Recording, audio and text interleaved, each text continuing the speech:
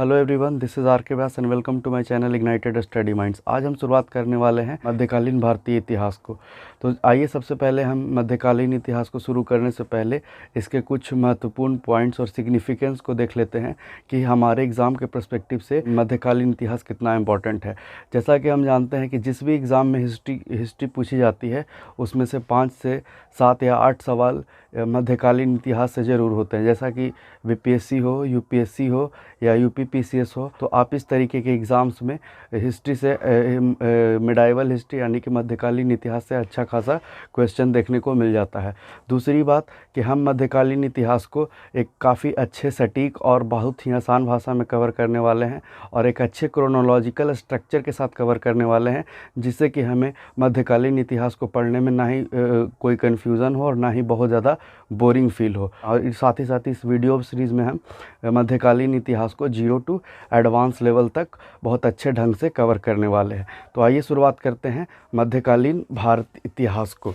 तो जो मध्यकालीन भारत का इतिहास है उसका जो कालक्रम है वो 712 ईस्वी से लेकर 1757 ईस्वी तक रखा गया है। अब सवाल यह उठता है कि 712 ईस्वी से ही मध्यकालीन इतिहास की शुरुआत क्यों होती है।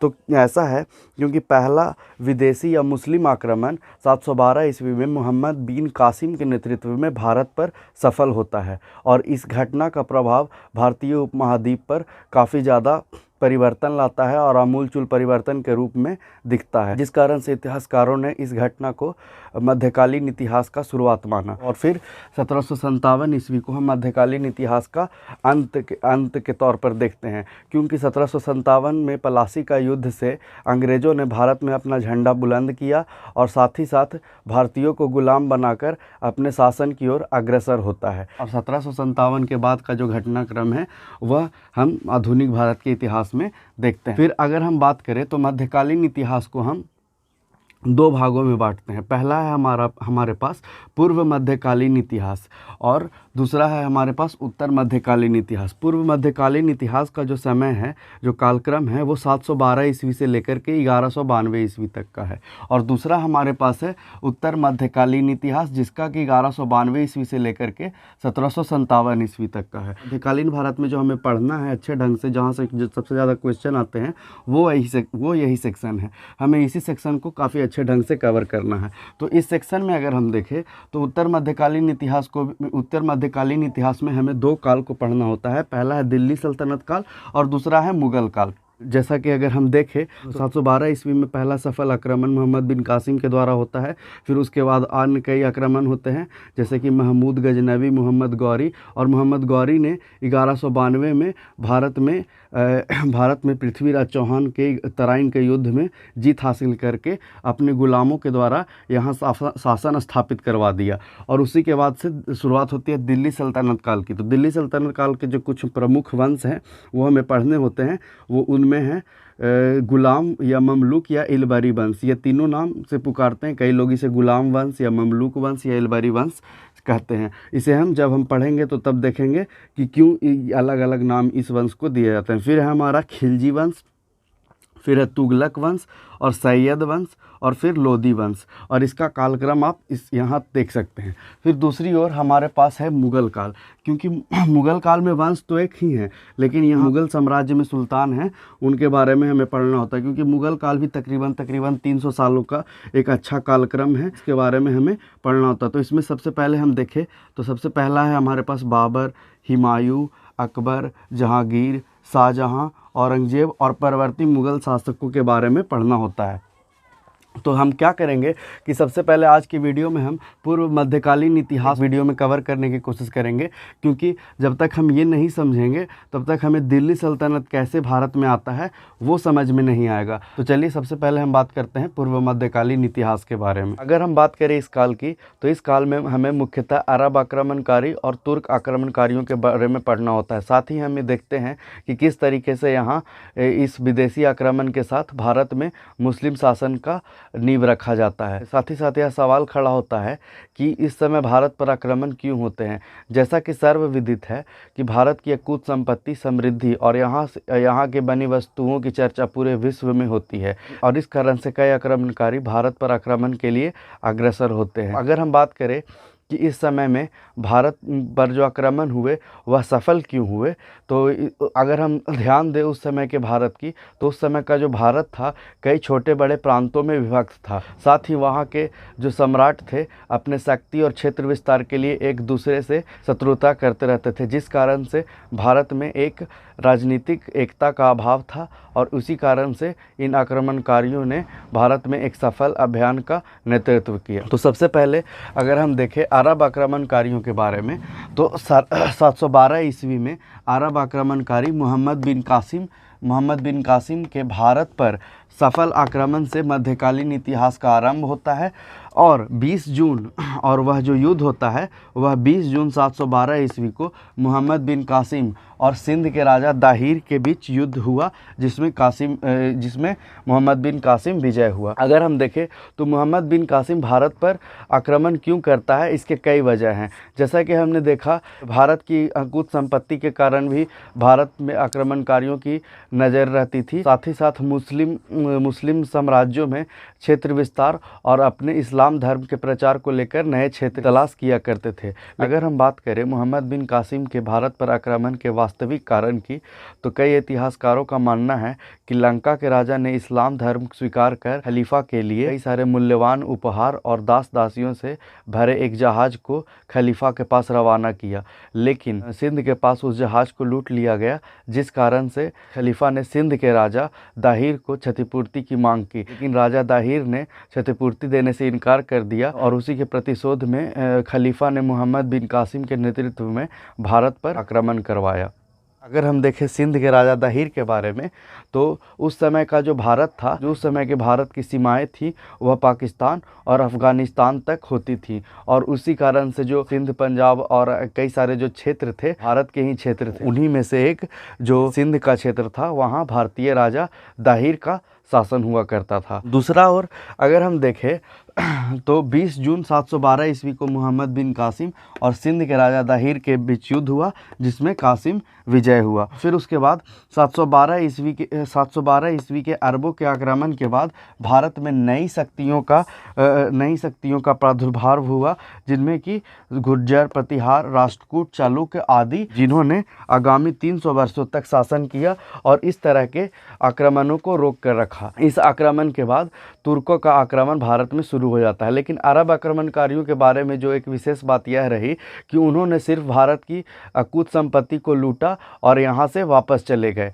लेकिन तुर्क जो आक्रमणकारी हुए वह भारत में आए, यहाँ की अकूत संपत्ति को भी लूटा और फिर उसके बाद यहाँ अपना शासन भी स्थापित किया। तो यह फ़र्क अरबों और तुर्कों में इन्हें अलग बनाता है। तो चलिए अब हम देखते हैं तुर्कों के आक्रमण के बारे में। तो सबसे पहले हम ये देख लेते हैं कि तुर्क आखिर हैं कौन। तो तुर्क चीन की उत्तर पश्चिमी सीमाओं पर निवास करने वाली एक लड़ाकू एवं बर्बर जाति थी। कालांतर में इन्होंने इस्लाम धर्म स्वीकार कर लिया और उनका उद्देश्य एक विशाल मुस्लिम साम्राज्य की स्थापना करना था। भारत पर आक्रमण करने वाला प्रथम तुर्क मुस्लिम शासक सुबुक्तगीन था। यहाँ ध्यान देने वाली बात है, ये जो सुबुक्तगीन नाम है यह आप याद कर लें, क्योंकि इससे मिलता जुलता नाम हम आगे सुबुक्तगीन से पहले भी जो इतिहास है तुर्कों का, उसमें सुबुक्तगीन से मिलता जुलता कई नाम हम देखने वाले हैं, इसलिए सुबुक्तगीन का नाम हम याद रखेंगे। अगर हम देखें तो जो तुर्क आक्रमण का इतिहास है वह शुरू होता है अलप्तगीन बुखारा के साथ। यह कौन था? तो यह समानी वंश का शासक अब्दुल मलिक जिसका शासनकाल 954 ईस्वी से लेकर के 961 ईस्वी तक था, का तुर्क दास था और अब्दुल मलिक ने अपने इस गुलाम की योग्यता से प्रभावित होकर इसे खुरासान का शासक बना दिया। यानी कि जो अलप्तगीन बुखारा है अपनी योग्यता से 956 ईस्वी में खुरासान का शासक बना। क्या होता है कि जो अब्दुल मलिक है उस 961 ईस्वी में इसका देहांत हो जाता है, जिस कारण से इसके भाई और पुत्र में सत्ता के लिए संघर्ष होता है, जिसमें कि अलप्तगीन ने इसके भाई का साथ दिया, लेकिन सिंहासन पाने में सफलता इसके पुत्र को मिली। जिसके बाद अलप्तगीन अपने 800 वफादार सैनिकों के साथ अफ़गान प्रदेश के गजनी में बस गया और यहाँ गजनवी वंश की स्थापना की, और यहीं से अलप्तगीन के साथ तुर्कों का इतिहास शुरू होता है। अलप्तगीन ने गजनी में आकर गजनवी वंश की स्थापना की, और उसके मृत्यु के बाद उसका पुत्र इमहाक गद्दी पर बैठा, और उसके बाद उसका पुत्र बलक्तगीन गद्दी पर बैठा, और फिर उसके बाद बलक्तगीन के मृत्यु के बाद एक अन्य शासक ने गजनी पर कब्जा कर लिया। लेकिन यह एक अयोग्य शासक था, जिसके कारण फिर इसे हटाकर सुबक्तगीन, जो कि गुलाम था किसका, ये अलप्तगीन का गुलाम था। अलप्तगीन ने भी अपने गुलाम के प्रतिभा से प्रभावित होकर इसे अपना दामाद घोषित किया। और यही जो सुबक्तगीन है, हमने पिछली स्लाइड में देखा था कि भारत पर प्रथम तुर्क आक्रमण सुबक्तगीन के द्वारा ही होता है। चलिए हम अब देखते हैं सुबक्तगीन के आगे के इतिहास को। जैसा कि हमने पिछली स्लाइड में देखा कि यह अलप्तगीन का गुलाम था, और अलप्तगीन ने इसके गुलाम की प्रतिभा से प्रभावित होकर अपना दामाद बनाया और अमीर उल उमरा की उपाधि से सम्मानित किया। अगर हम बात करें गुलाम की, तो गुलाम का मतलब आप शायद एक नीच किस्म का नौकर समझ रहे होंगे, लेकिन ऐसा नहीं है। उस समय में गुलाम का जो दर्जा था वो काफ़ी अच्छा था। उस समय में गुलाम कहने का मतलब काफ़ी लॉयल एक जो व्यक्ति था, जिसके साथ वह हर एक तरह के बात और विचार विमर्श किया करते थे। जैसा कि अगर हम आपको एक एग्जांपल से बताएं तो उस समय जो गुलाम की स्थिति थी ठीक वैसे ही थी जैसे कि मिर्ज़ापुर वेब सीरीज़ में आपने कालीन भैया के बॉडीगार्ड के रूप में एक मकबूल नाम के व्यक्ति को देखा होगा। ठीक उसी तरीके की स्थिति गुलामों की इस समय में भी हुआ करती थी। फिर अगर हम देखें सुबक्तगीन के बारे में कुछ इम्पॉर्टेंट पॉइंट्स को, तो यह क्या था कि यह महत्वाकांक्षी एवं योग्य शासक था, जिसने इसके साम्राज्य का विस्तार भी किया। हिंदू शाही शासक जयपाल को पराजित किया। जैसा कि हमने पिछली स्लाइड में देखा था कि पहला तुर्क शासक जो कि भारत पर आक्रमण किया वह सुबक्तगीन ही था, और उसी आक्रमण के समय हिंदू शाही शासक जयपाल को इसने पराजित किया। इसकी मृत्यु 988 ईस्वी में हुई, और उसके बाद इसका पुत्र महमूद गजनवी गद्दी पर बैठा। तो ये जो महमूद गजनवी है यह इसी का सुबक्तगीन का पुत्र था। तो आइए अब हम सुबक्तगीन के पुत्र महमूद गजनवी के बारे में देखते हैं। तो महमूद गजनवी के बारे में जो कुछ महत्वपूर्ण पॉइंट्स हैं वो इस प्रकार हैं कि जो इसका शासनकाल है वह 998 ईस्वी से लेकर 1030 ईस्वी तक का है। यह कौन था? तो यह सुबक्तगीन का पुत्र था। 1000 ईस्वी से 1027 ईस्वी तक भारत पर इसने 17 बार आक्रमण किया। जैसा कि हम देखते हैं कि महमूद गजनवी और मोहम्मद गौरी के बीच में लोगों को काफ़ी कन्फ्यूज़न होता है कि ये जो नाम है ये काफ़ी सिमिलर होते हैं।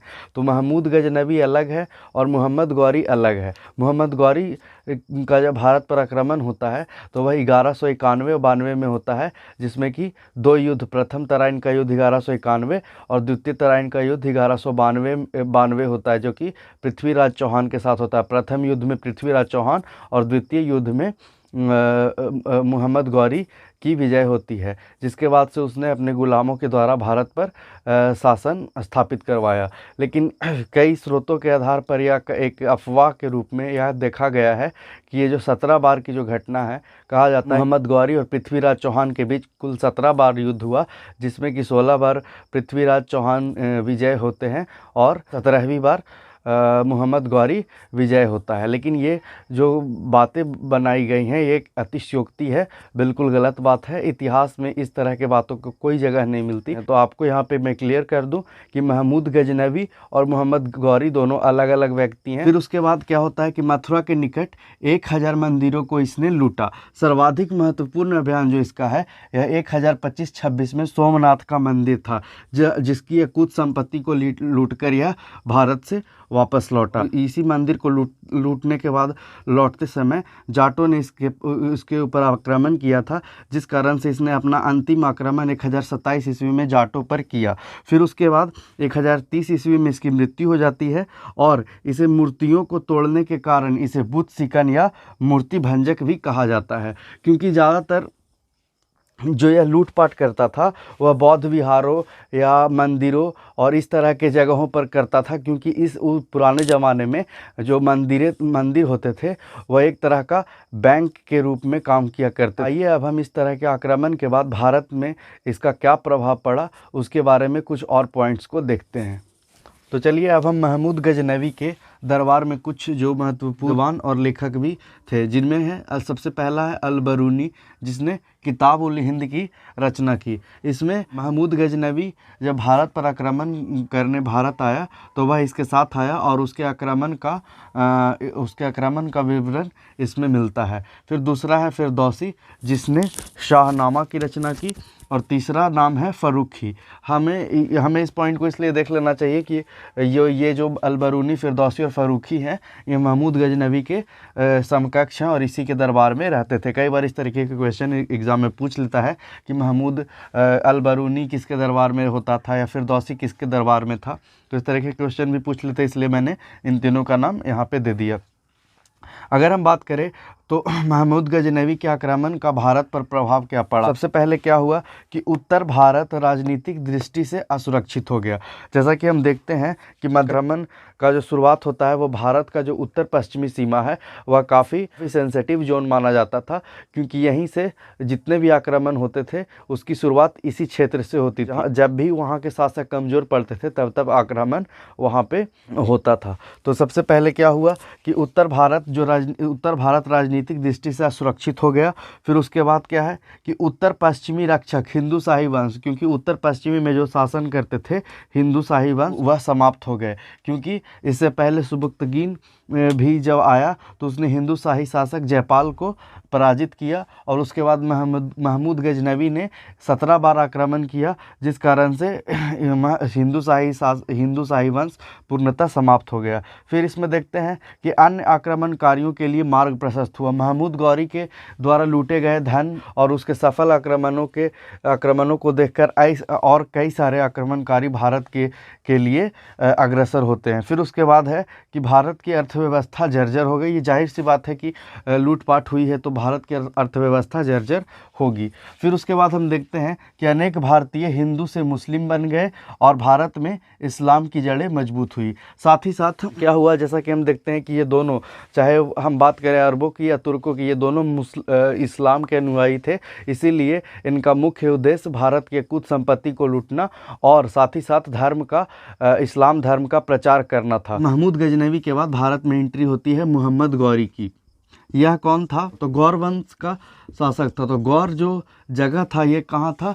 तो यह गजनवी साम्राज्य में ही एक पहाड़ी राज्य था गौर, जिसका शासक मुहम्मद गौरी था। और इसने फिर महमूद गजनवी के बाद भारत पर आक्रमण किया और भारत पर आक्रमण करने के बाद अपने गुलामों के द्वारा भारत में अपनी सत्ता स्थापित करवाई और उन्हीं गुलामों से भारत में दिल्ली सल्तनत की शुरुआत होती है, जिनमें सबसे पहला वंश गुलाम वंश होता है। तो हम अपने अगले वीडियो में मोहम्मद गौरी से शुरू करेंगे और गुलाम वंश तक देखेंगे। अगर आपको ये वीडियो पसंद आया तो please like and subscribe to my channel, because your simple click can give us enough confidence to make such videos. Thank you.